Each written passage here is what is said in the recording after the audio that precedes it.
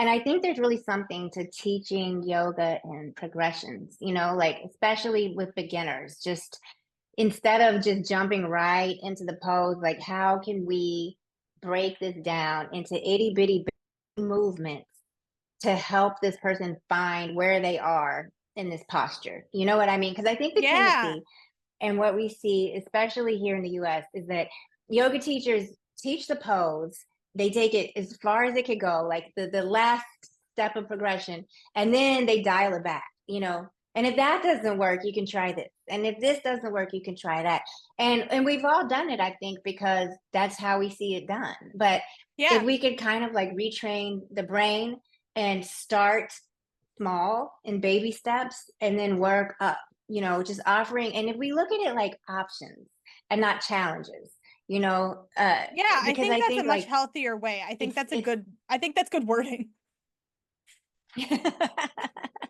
yeah, like modification feels so much like oh, like oh, I have to modify. I can't, because it makes people feel like I'm incapable. But it's not Yeah. about being capable or not capable. It's just about today, on this day, in this moment, what does your body need? And if you can break every pose down into itty bitty stages and really take your time with it, you can kind of figure out where you are, especially in beginners classes. I think it's really important.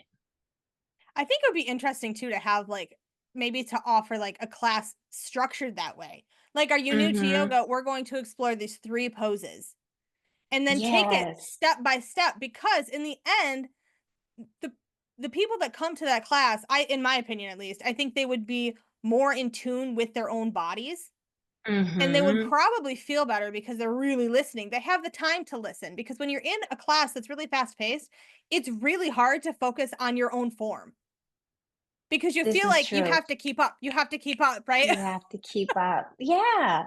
Yeah, and especially when people are going to yoga classes, like sometimes when we're practicing at home, we can kind of figure out what we need depending on what we've Yeah. been doing, Oh, for sure. I Like do you that all the said, time.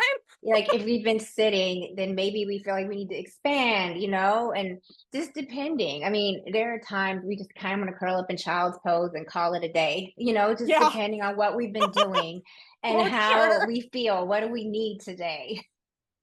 Yeah, and I think that's important too though. You know, like to say like yes if you want to come and everybody I feel like a big thing with a lot of yoga schools is come as you are, but then we're going to tell Yeah. you you have to contort into this pretzel shape to be really a yogi. When I just don't feel like that's a good message, you know? It's yes, it's not even helpful. No. It's true. And warm up too. Like, what are we doing to prepare for whatever pose we're going to do?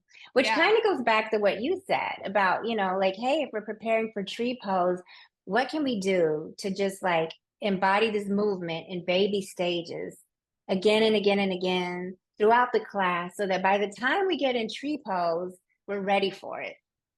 Yeah. And I think that involves different like I keep going back to the different types of muscle contractions. So there's like the Yeah. shortening contraction and then the lengthening contraction and then there's the static contraction. And I feel like it's really important for us to put ourselves in all of those types of contractions. Like hmm especially the muscles involved in the peak pose. Absolutely. And there's this certain element, I think, of kind of breaking down the peak pose and looking at what every part of the body is doing in that peak pose and how can we prepare for that? Yeah. And we talked about that. I think the first round of like supplemental content videos hmm that I made talked about that. It was really about like sequencing and those were fun to do. Oh, they're fun Yeah. to watch. I still go back to those Do sometimes. And I you? refer, yes, oh my goodness. And That's students, awesome. I send people to, I'll get emails and they're like, I'm stumped. I'm working on sequencing. And I'll send them to YouTube and I'll say, look at Alicia's videos. Like, what is your peak pose? And I'll find something that makes sense for them Yeah. and send them over. It's been really helpful for people That's to just, awesome, I'm glad. yeah. Oh, yeah. Like Well, because looking at, sometimes you hit, like, a mental block. yes. Yeah. Oh, yeah. I still hit mental blocks all the time. Sometimes you just have to go back to the basics, like those things to be true. Right? Exactly. Well, and I think too, like, the warm up is something I continue to go back to, like, why it matters, Mhm. right? Like, yes, it brings blood flow throughout the body. It helps to warm up, like, our minds, and, it helps us focus too, though. Like if we put sort of like the body aspect of it aside, I think the philosophy, like you were saying, right? Like it can be a big Mm-hmm. part of it if we choose to make it that. And I think also the warm up helps us kind of let the outside thoughts go and really focus, because if we aren't focused, we're more likely to injure ourselves. It's true. And I feel like when we're coming into our bodies, there's this shift energetically of going from this place of just doing into a place of just being. And I feel Yeah. like a lot of times that transition kind of happens through warm up. The first few moments of class where we're grounding, we kind of start to shift. And then as we come into warm up, we're just inviting some gentle movements in. And a lot of times it's in that space, I think, where we really start to shift. And now it's like the yoga is doing us. We're not doing the yoga. Yeah, I do, because if I'm not mentally there, Yeah, there's a huge difference. Like even it's for a big like my difference. home practice, there's a Yeah, gigantic difference in even my awareness of like yeah, what maybe I need to work on for myself that specific day. absolutely. And it's different every day. And I Yeah. think that's another piece of it is just knowing that every day is going to be different and just releasing expectations for yourself and for your practice. Yeah, I think that's valid because we have to be a little nicer to ourselves. I feel like everybody's really hard on themselves. Really hard on our, yeah, we're always our own worst critics. Yes, for sure. And warming up is also just so important though, not only for that spiritual, that mental piece of it and the energetic piece, but also I think for just preventing misalignment as you move further into the practice. Yeah, and I think it helps us too to really to wake up our muscles, because we get out of Hmm. bed and we expect, our legs are just going to work, and all this stuff, it's fine, and then you go to, bend over to put your socks on and you're like, "Whoa, there's my What hamstring." happened?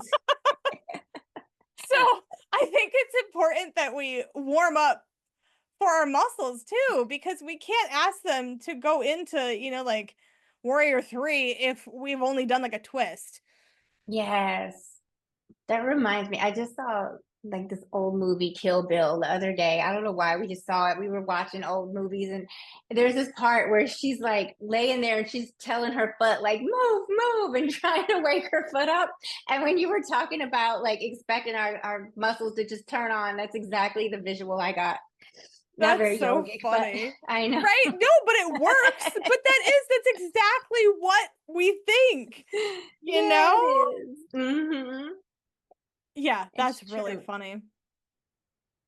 And I think there's a lot more ties into like normal things than people realize too. Like if you're Mm-hmm. going to go for a jog outside, you aren't just going to take off like a rocket, right? Like unless you're like 10 maybe, Yeah. Like That's true. I'm certainly not taking off like a rocket. So me either. you want to So stretch, you want to get ready. right, Yeah. but I think the same goes for yoga, and I think we get so focused, like, as instructors sometimes, like, on our peak pose, right? Like, we have to get there. Hmm. That's our Oh, yeah. destination. Would we be more effective and, like, mindful of ourselves if we maybe, like, we chose a peak pose and then, like you said, did it in, like, a series, right? Hmm. So, maybe we go 3 poses back or 4 poses back, and that becomes the new peak pose for that day. I think so.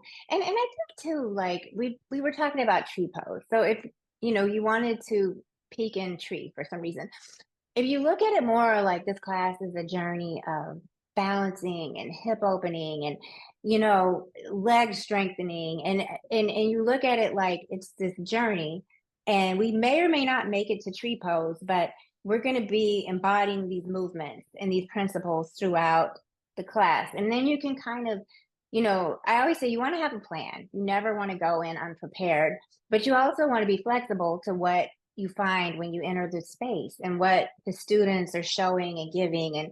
And sometimes, like, I have my favorite yoga class ever that I teach. It's at a homeowners association, actually, and it's a group of people that are all like 50s, 60s, and a lot of them are retired. And a lot of them, they don't move a whole lot until they come to yoga.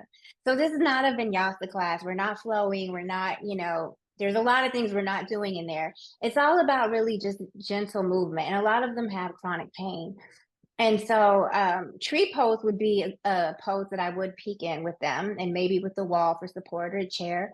Um, but sometimes we go in and I can tell everyone's arthritis is acting up, and they're having different issues going on, and I realize we're not making it to the peak pose today, and I think that's okay sometimes to just say it's okay. We're just going to focus on balancing and hip opening. We're going to focus on strengthening the legs, and we may never peak, but it's okay if we don't make it there, because this class is, like you pointed out, it's not about making it to this destination of this peak pose. It's all about the movements along the way and what they're feeling in their bodies.